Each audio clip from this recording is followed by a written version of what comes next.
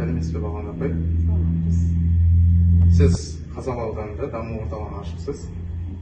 Менің сұрағым келгені, ол жерде қандай қызметтер атқарылады, және не істейсіздер онда, и халыққа қандай пайдасы бар, соны сұрағым келіп тұр сізден. Қош көрдік біріншіден. Екіншіден, бұл Қазалы ауданында бірінші рет жүргізіліп жатқан, яғни айтқанда бірінші рет әкеліп мен осы даму оңалту орталығын ашып отырмын. Әрине ол мемлекеттің бөлінген қаражатынан емес, бұл даму оңалту орталығы өзімнің осы жеке кәсіпкер ретінде, бұны кәсіп деп те айтуға болмайды. Бұл жасалып жатқан, атқарылатын алдағы істер, бұл біздің балаларымыздың, яғни айтқанда біздің болашағымыздың денсаулық кепіліне байланысты жұмыс атқарамыз. Біріншіден, бұл жерде, бұл оңалту орталығының бізге көптеген адамдар осы кеше 15 наурызда біз осы орталықтың ашылу салтанатын өткізгенбіз. Сол кезден бастап бізге барлық ата-аналар үздіксіз хабарласып, қоңырау шалып жатыр. Енді біз бұл жерде айта кететін, бұл оңалту орталығын, мен бұл жерге әкелген мақсатым, оңалту орталықтың өзі аты да айтып отыр, оңалту орталық деп. Бұл жерге келген бала анасымен бірге келіп жатып 10 күн демалады. Яғни азаннан таң ата сағат 7:30-нан бастап бізде саумалы беруден бастаймыз. Саумалы деген сөз, өздеріңіз білесіздер, мен өткенде де осы постыда айтқанмын, ДЦП салдарынан, яғни қызымның диагнозына қойғаннан кейін, мен сол диагнозбен күресіп, ДЦП церебраль паралич деп бізге бөлек несін жазып берген кезде, мен осы ешкі сүтін негізге ала отыра, мен қызымды полный аяқтан тұрғызғанмын. Яғни ол кезде біз 1 жас 3 айында білдік, және де қазір сол кезден бастап біз 3 ай бойы қызыммен арпалысып, мен дәрігерге де жатқызғам, бірақ ол жерден ешқандай пайда болмады. Больницадан алған емдерімізге ешқандай пайда болмады. Наоборот, күннен күнге менде қызым күннен күнге ауырсынып, жылау. Білесіздер, инъекциядан балалар қорқады, дәрі уколдан. Ақ халат кигеннен баланың өзі, каждый бала уже қорқыныш үрей пайда болады да, балалар жылай бастайды. Жылаған балаға ем қонбайтын, оны өздеріңіз де білеміз. Сондықтан менің балама ем қонбайды, бұның басқа да бір тәсілі бар ма деген кезімде, сол балалар ауруханасында бір апай келіп маған осы ешкі сүтін ұсынған. Бірақ мен өзім медицина ғылымына, медицина іліміне сенген адам, ол қалай болады екен деген көңілімде қуаныштың үмітімен күдігі пайда болды да. Бірақ сонда да ана баласы үшін отқа да түседі, суға да түседі деген бар емес па? Сол кезден бастап мен осы ешкі сүтіне тәуекел етіп, Аллаға шүкір, қазір қызым міне бүгін 18 жасқа толып жатыр, 3-ші курс студенті. Қызым қазіргі таңда, Аллаға шүкір, 2 аяғымен қара жерді қақ басып, өзінің құрбы-құрдастарының қасында күліп, ойнап, шауып, жүгіріп жүр. Бұл да өзіміздің осыны аналарға, әсіресе бұның өзі үмітті ешқашан сөндірмеңіздер. Сіздердің балдарыңыз барлық балдармен бірдей ойнап, осы қара жерді қақ басып, денсаулығы мықты болып жүру, ол сіздердің қолдарыңызда. Сондықтан келген сынаққа сынбаңыздар деген үмітпен мен осы орталықты, яғни оңалту орталығын аштым. Оңалту орталықты ашу әрине оңай болған жоқ. Бұл жердің өзінің жетерліктей, өзінің қиындығы да болды. Яғни жаңағы бізде айтады ғой, әр істің өзінің қиындығы бар деп. Бұл оңалту орталығын ашу да өз ісінің қиындығы болды. Сондықтан мен келдімде бірден аштым деп айта алмаймын, өзінің қиындығы да болды, өзінің жолы да өте ауыр. Білесіздер, оңалту орталығын ашу өте ауыр екен. Сондықтан міне осындай нәрселерге мен мойын бұрмай, айтады ғой жаңа орыстарда, до конца добьюсь деп. До конца осы аналар үшін қолымнан келгенше қызмет көрсетейін. Алла тағаланың шапағаты мен шарапаты тер осы балапандарымызды аяғынан тұрғызайын. Алла өз күш қуат берсін деп мен осы жұмысты қолға алғанмын. Осыдан 7 жыл бұрын мен осы жұмысты бастап кеткенмін. Яғни айтқанда, менің осыған дейін білесіздер, иә, даму оқу орталығым бар тұғын. Яғни қазір де жұмыс жасап жатыр. Сол даму оқу орталығымды мен инклюзив білім беруін қосқанмын. Ол инклюзивті білімге бізге логопедияға, дефектология, яғни ЛФК мамандар бәрі бірге жұмыс жасады, яғни психолог көмек көрсетті. Міне осы кезде біз сол кезден бастап осы жүйені қалыптастырдық. Яғни біздің инклюзивке келген балалар, логопедияға келген балалар, тіл мүкістігіне ұшыраған балалар, яғни сөйлеу құрамын біріктіріп, зейіні тұрақталып, сөйлем құрастырып, сөйлеп кетті. Және де мына айтады ғой, ЗПР, ЗРР, ОНР деп келіп жатыр, қазіргі қойған диагноз бойынша. Міне сол балдардың өзі бізге келіп, сөйлеп, зейіні тұрақталып, сөйлем құрастырып, кәдімгі өзіміздің балапандарымыз өзінің ата-аналарының қуанышына бөленіп, қазіргі таңда қарапайым кәдімгі мектепте, лицейлерде сабақ оқып жүр. Міне содан кейін маған жан-жақтан өтініштер түсті, ұсыныстар түсті. Апай, осы бастамаңызды неге ұлғайтпасқа деген маған көп деген ата-аналар. Айта кетейін, маған ата-аналар сыртқы қалалардан көп келді. Себебі мен енді өзім шақырған жоқпын ешкімді сырттан. Бірінен бірі естіп, қазір білесіздер, әр жерде өзінің группалары бар, яғни барлығы қазір жетілген заман WhatsApp арқылы, интернет арқылы, Instagram арқылы жан-жақтан таралып кеткен. Міне содан естіп, халық өздері үздіксіз іздеп келе бастады мені. Міне шүкір Аллаға, мамандарым бар, өзім бар, барлығымыз жұмысымызды бастағанымызға 7 жыл болды. Бізге келген ата-аналар көбінесе біз сол кішкентай коррекционный, яғни репетиторлық центрімізде инклюзивті біз қолға алып жұмыс жасап кеттік. Бізге келген ата-аналардың барлығы гостиницада жатты, яғни сырттан келген ата-аналар қонақ үйіне орналасты. Бұның бір өкінішті нәрсесі болды, ата-аналарға да келіп маған осы өкініштерін айтты, реніштерін айтты. Енді бұл шағын ауыл, сондықтан ол кісілерге мен түсіндіре бастадым. Неге? Себебі не айтқым келіп отыр? Біздің Қазалы ауданында инвотакси жолға қойылмаған екен. Яғни бар, оны жоқ демеймін, ол бар, ол қызмет көрсетеді, бірақ ол осы мүмкіндігі шектеулі жандарға, яғни тіркелген жандарға айына бір рет, аптасына бір өздерінің уақыты бар екен, аптасына бірнеше күн, айына бірнеше күн дегендей, тек тіркелген адамдар ғана сол инвотаксиге міне алады екенді.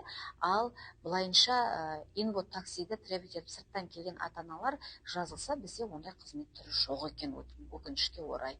Яғни айтқанда, сыртқы үлкен қалаларда инвотакси жақсы жолға қойылыпты. Ал бізге өкінішке орай ондай қарастырылмаған екен. Соған байланысты ата-аналардың көбісі қиналды.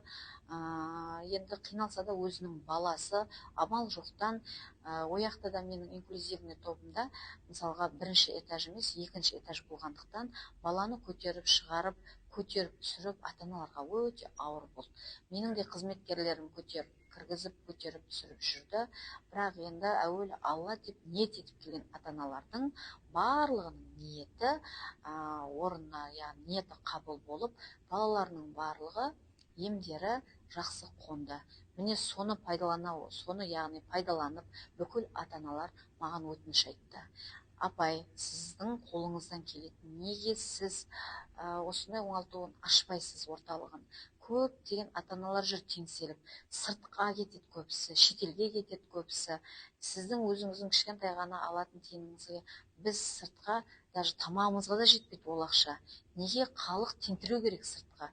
Өзіңізде мамандар бар кезде, өзіңіздің мамандарыңыз бар кезде, неменеге біз осы жақтан ашылмайды сіздердікі? Болмаса үлкен жақтан, үлкен ағайларға айтайық, осы ауданның басшыларына айтайық, ұсыныс деген маған көптеп сырттан пікірлер түсті, көптеп ұсыныстар түсті. Бірақ енді мен оның барлығымен бүйтіп көтеріп, барлық нәрсені алуға мен әрине қорықтым. Енді барлық бастаманы бастау үшін әуелі адам шамалы жан-жағына қарау керек. Оның құжаты қандай болады, ондайды мен алған менде қанша адамның үмітін ақтаймын ба деген адамның бірінші үміті бірінші өзіне қорқыныш, сенімсіздігі пайда болады да. Бірақ мен оған мойынсұнған жоқпын, себебі мен мамандарыма және өзімнің ісіме сендім. Себебі көзімізбен көрдік. Сосын мен бір нәрсені айта кетейін халқыма. Біз шетелдің профессорлары айтып кеткен, негізделіп кеткен нәрсеге мен тоқтамаймын. Мен соны айтып ескерткім келеді. Неге? Себебі ол кісілер көп нәрсені дұрыс мен білмейді деп айтпаймын. Профессор, науктар бар неше түрлі. Бірақ мен ол кісілерді көп тыңдадым, көп бардым, көп кітап оқыдым, барлық жерлерге бардым, шетелдерге де барып оқып келдім, білімді жоғарылату үшін, яғни кеңейтіп бұл нәрсеге түсу, бұл инклюзив саласына түсу оңай емес. Оны екі адамның бірі жасай алмайды. Сондықтан бұны жасағаннан көрі зерттеу көп. Бұны мен өзім әлде де зерттеп жатырмын. Әлде де оны зерттейтін нәрселер көп. Сондықтан әлде де, дұрыс айтасыз, әлде де бұның тереңділігі өте терең. Бірақ енді соның тереңділігіне жаймендеп түсіп келе жатырмыз.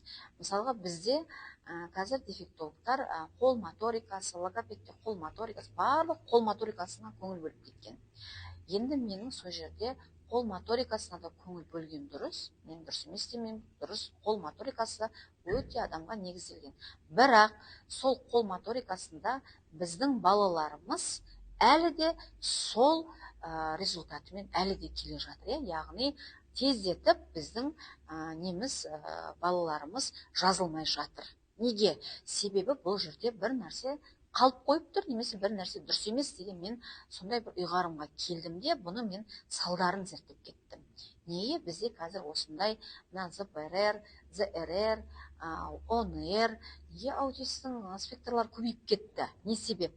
Соның барлығына мен өте жетіп көңіл бөлдім де, мен солмен айналысып кеттім. Өйткені мен ана профессорды тыңдаймын, ана профессорды тыңдаймын, ана профессордың оқуына қатысам, мына дәрігерге барып қатысам, мамандарға барам, барлығына барып зерттей келе қорытындысына келгенде, бұл жерде барлығының айтатыны бір ғана нәрсе, ол қол моторикасы екен.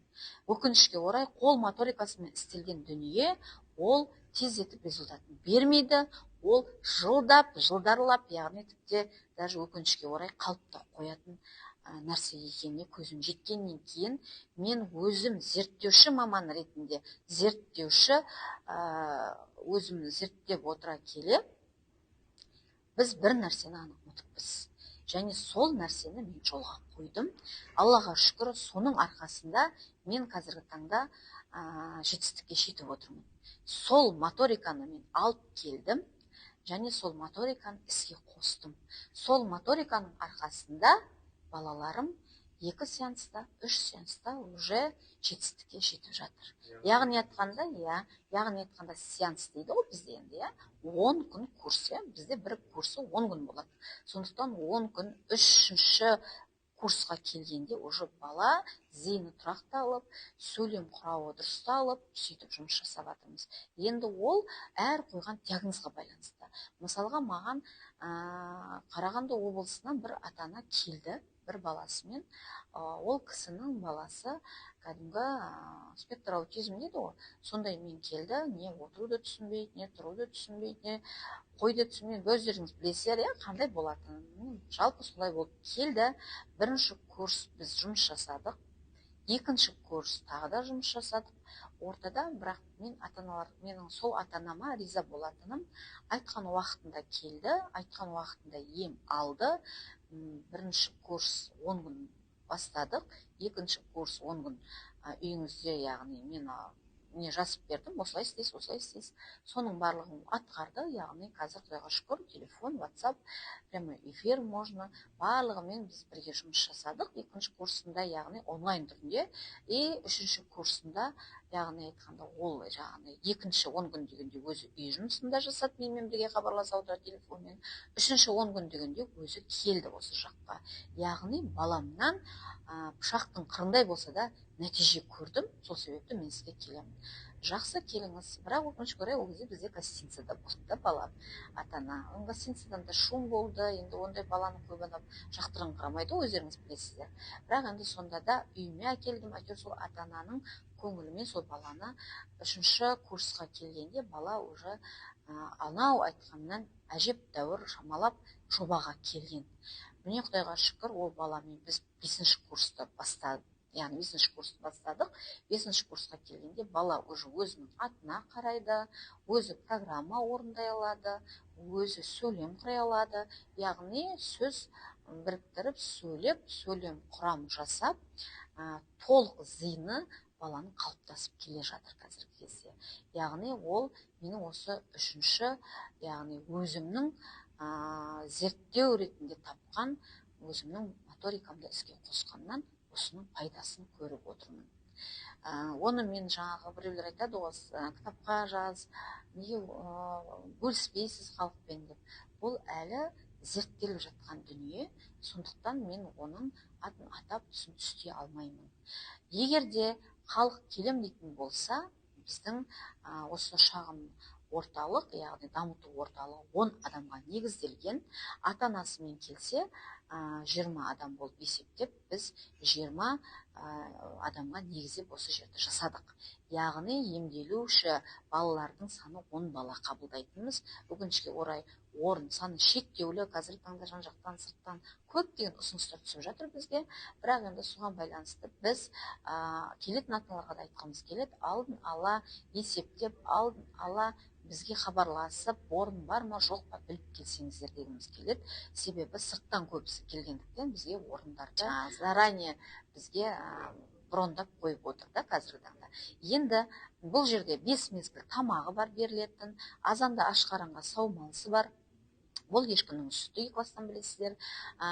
Кешкісін саумалы бар тағы да.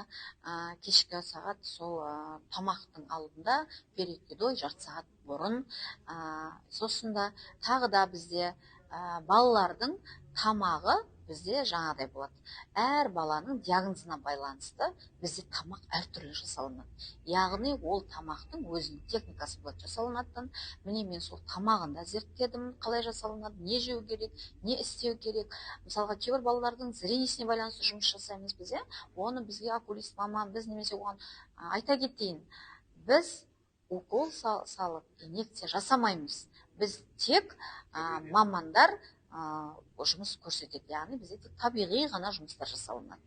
Қолмен көбінесе жұмыс жасалынады.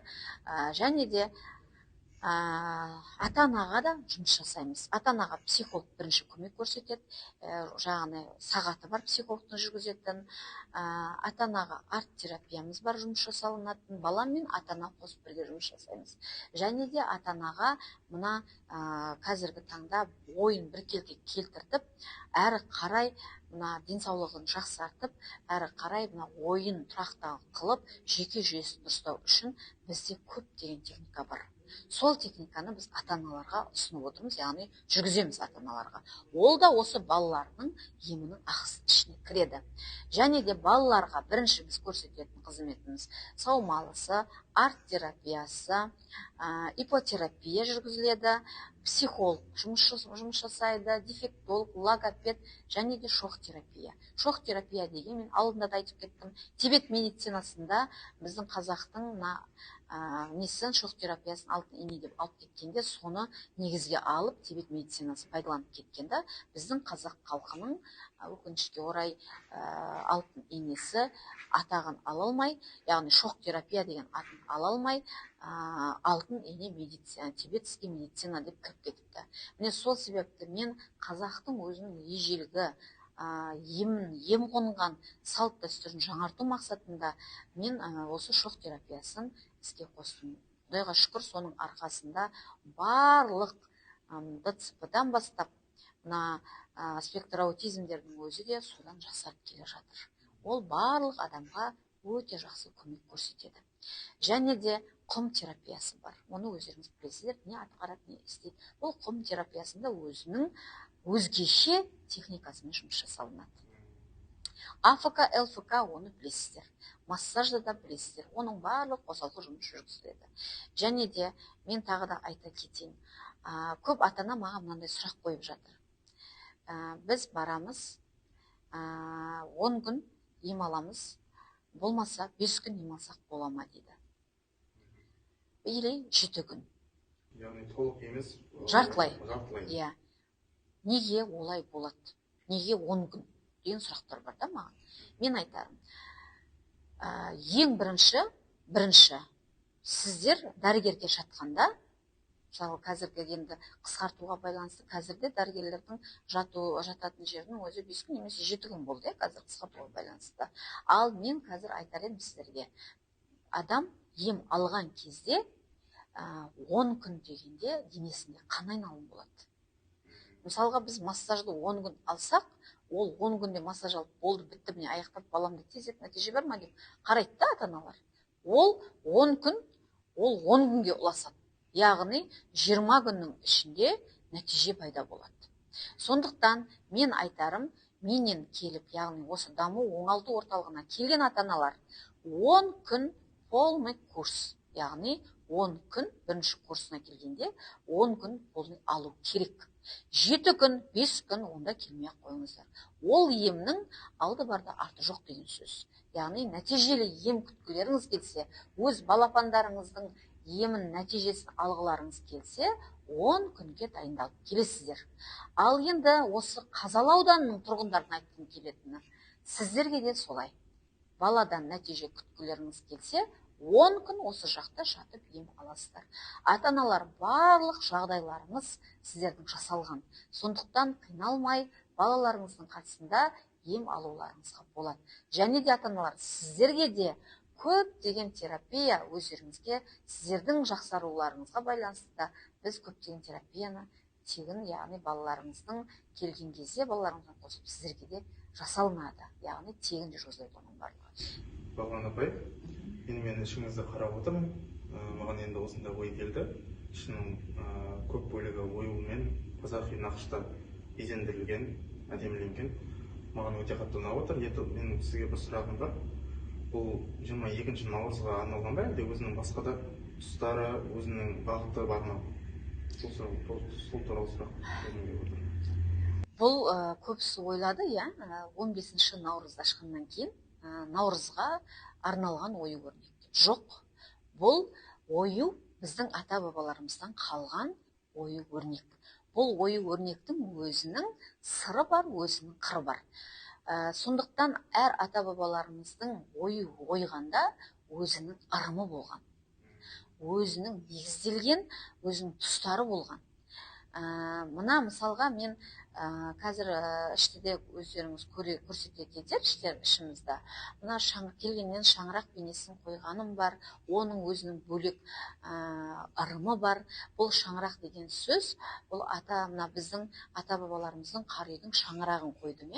Оны мен келген әрбір ата-анаға, осының ішіне бісміллә деп ниет етіп келген әрбір ата-анаға, сіздің үмітіңіз өшпесін, сіздің шаңырағыңыз әлі төбеде, мына балапандарыңыз шаңырағыңыздың иесі болады деген үмітіңізді сөндірмеңіз, үмітіңіз аспанда, үмітіңіз орындалсын деген ниетпен мен шаңырақты қойдым төбеге кіргеннен. Және де мына қамыттарының барлығы оюланған. Мына көріп тұрсыздар, жерден бастап төбеге дейін барлығы ою, қабырғаның барлығы ою. Бұның барлығы мен жаңағы безендіру для оформления емес. Қарап отырсаңыздар, әр ою әртүрлі. Көрдіңіздер ғой? Әр ою әртүрлі. Әр оюға қарап отырып, маған да оңай болған жоқ бұл оюларды іздеп табу, бірақ табылмаған оюларды қолдан ойдық. Сондықтан мен мына тігіншілерге, дизайнерлерге әсіресе айтар едім. Біздің ата-бабаларымыз біз үшін осы оюды ойып кетті. Яғни біздің ұрпақтарымыздың сауатты, салауатты өмірін, салтын қалыптастыру үшін осы оюды еріккеннен ойған жоқ. Олар бір сәндікке ойған жоқ. Олар әр өз ойуын, әр бақытқа бақыттап, әр негізге ала отыра ойған. Яғни әр оюдың өзінің астары бар.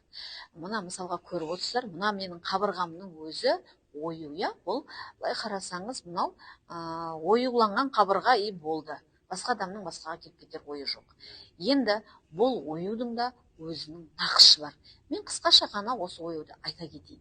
Мына оюды енді бұл ою қошқар мүйіздестен басталған ою.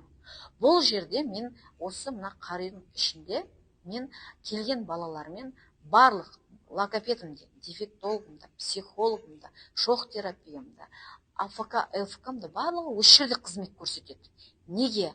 Себебі мына ою баланың, яғни біздің де баланың да миын демалдырып, мына миының қызмет көрсету бөлігін жақсартады.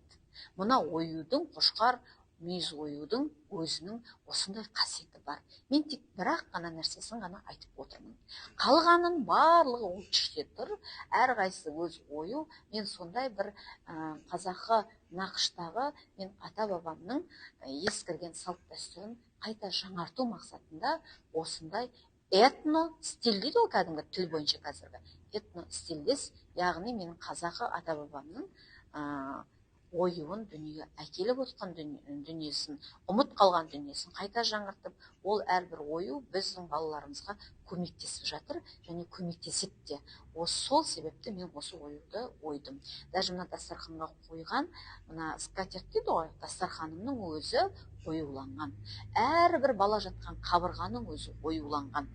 Ұйықтаса да, жатса да, тұрса да жансыз бейне, яғни телефонды көрген бала, телефонды көріп өскен бала, ол жақта бала көрген, телефонды көрсе, бала сөйлемей телефонда ойнады дейді. Ол бала қалай сөйлейді сізге? Өзіңіз айтыңызшы. Ол бала қалай онер болмайды? Ол қалай болмайды? Себебі ана телефон бала дамып келатқанда пайда болды да, қолына ұстады. Ол телефонмен бала сөйлесе алмайды. Ана жағындағы телефондағы кейіпкер живой емес. Бала сұрақ қойса, ол кейіпкер бұған сұрақ қойып, баланы сөйлете ма? Сөйлетпейді. Біздің балапан арнасы сөйлетеді баланы әр программасымен. Алдына телефондағы шетелдің ыммен түсіндіретін, сөзбен түсіндірмей басқаша сөйлейтін, олар баланы сөйлете ма? Сөйлемейді. Даже кейбір мультиктерді қарап отырсақ, балдар көріп отқан жаңағы синий трактор дейді, басқаша тағы да бір нелер бар. Вообще дыбыс жоқ, звук жоқ, деген нелер бар. Тек ыммен, мимикамен көрсететін. Ол деген өте көп. Соның барлығын біздің балаларымыз көреді, и оны біз істеп отырмыз. Сосын тағы да ата-аналарға айта кетейін. Сіздер ата-аналар, бірінші мына қателікті жасамаңыздар. Әр баланы дүниеге әкелгеннен кейін, роддомнан бастап ата-ананың жасайтын қателігі, мына баламызға радиациямен жіберіп жатырмыз. Сарысы кетпейді. Балам сондай болады, балам неге бұндай болып жатыр деп дәрігерлерді кейбір кісілер кінәлайды. Кейде өздері бір-бірін түсінбейді не болып жатқанын, иә? Менің балам неге осындай болып қалды? Бірдеңеден ғой, бұл басқа жақтан көрмеңіздер. Әсіресе мына айфон ұстайтын біздің аналар. Әрбір міндетті түрде айфон емес, даже мына біздің қабырғамызда тұрған телевизорымыздың тоқтан, егер мына тоқтан өшпесе, ол пульт арқылы ғана өшіп, тоқтың көзіне тығылып тұрса, сіздің балаңыз сол бөлмеде ұйықтайтын болса, онда балаңызды ертеңгі күні сөйлете алмай, әр орталыққа апарып, өзіңіз қолдан ауырылған баланы өзіңіз шашып, ақшаны жүресіздер. Бала жатқан бөлмеде телевизор даже тоққа қосып тұрмау керек. Телефонымыз зарядкаға тығылмау керек. Және де телефонымыз сол бөлмеде тұрмау керек. Соны қадағалаңыздар. Әсіресе мына айфонның радиациясы өте қатты ауыр, өте қатты қиын. Айфон тұрған бөлмеде, мысалға, 3 бөлмелі квартира болса, сіз телефонды ортаға қойсаңыз, сол жеткілікті. Бала мейлі 3-ші бөлмеде жатса да. Оның радиациясы 7 бөлмеге дейін жетеді. Квадрат шаршы метрін есептесеңіздер де, есептетпесеңіздер де. Айфонның звоногы телефонмен, ол сол отырған жердегі, даже мына элементарный айфонды күнделікті зарядкаға қойып, телефонды күнде-күнде звонок қосып қойып, телефонның қасына гүлді қойсаңыз, гүлді сарғайтып жібереді. Неге? Себебі радиация тұрған. Ол бірден өлтіріп жібереді. Сол себепті мына қазіргі мына ата-аналар баланың басына телефонды қойып, ұйықтататын ата-аналар бесік жырын қойып. Сіздер ойланыңыздар, сіздер білсеңіздер, оны ешқашан жасамас едіңіздер. Құдайға шүкір, қазір мына заман дамып жатыр. Біз зерттеп жатырмыз қолымыздан келгенше. Қаншама ғалымдар осы балдар үшін шырылдап жұмыс жасап жатыр. Сіздерге айтарым, менің кішкентай ғана кеңесім, бала бар бөлмеге телефон жуатпаңыздар, зарядкаға қоймаңыздар, керек па телефонды өшіріп тастаңыздар. Бала артық па телефонмен соғатын, қоңырау соғатын басқалар артық па аналар, соған көңіл бөліңіздер. Сіздер үшін, өздеріңіз үшін балаларыңызды дүниеге әкелдіңіздер, ол сіздердің болашақтарыңыз. Сондықтан болашақтарыңызға балта шаппаңыздар. Балан апай, мен тағы да бір сұрақ айта кетейін. Осы орталығыңыз ашылды ғой енді. Бұл жердегі жұмыс сізде басталды ма, әлде енді басталады ма? Сол менде қызық болды. Бізде жұмыс қазір басталып жатыр. Жаңақорған елді мекенінде тұратын бір ананы, 8 баласы бар, 2 баласы ДЦП екен, өкінішке орай, және бір баласы спектр аутизм екен. Сол ата-анаға біздің именно осы Қазалы ауданының тұрғыны, бір кәсіпкер, болашақ анамыз, ана болайын деп дайындалып жүрген болашақ анамыз, өзінің қайырымдылығы жасап, сол ананы алдыртып жатыр ішке. Яғни айтқанда, толық сол кісінің қаражатын өзі көтерді. Біздің Қазалы ауданының кәсіпкері маған атын ататпай отыр, себебі жасырын түрде көмегім, жасырын түрде садақам болсын дегеннен кейін мен айта алмаймын. Сол кісі келіп, осы кезде емін бастап жатыр. Негізі біздің еміміз 21 наурыз күннен басталады. 21 күннен басталады. Жұмысымыз қазіргі таңда тегін консультациялар, тегін арт-терапиялар жұмыс жасалып жатыр. Ал енді Бағлан апай, сізге үлкен рахмет. Осы жаққа келіп жатырған ата-аналар өз нәтижелерін нақты алып, балалардың аяғына түк кететініне нық сеніммен қарап отырмын осы кезде. Сізге үлкен рахмет. Басқа сыртқы қалалардан ата-аналар келіп, осы кішкентай ауданымызда сіз ашқан мекемеңізде жазылып шығып жатыр. Мен соған қатты қуанамын. Сіздерге үлкен рахмет. Дами беріңіздер, көркейе беріңіздер, жұмыстарыңыз жүре берсін. Сізге мың алғыс. Сізге тек сәттілік тілеймін. Рахмет.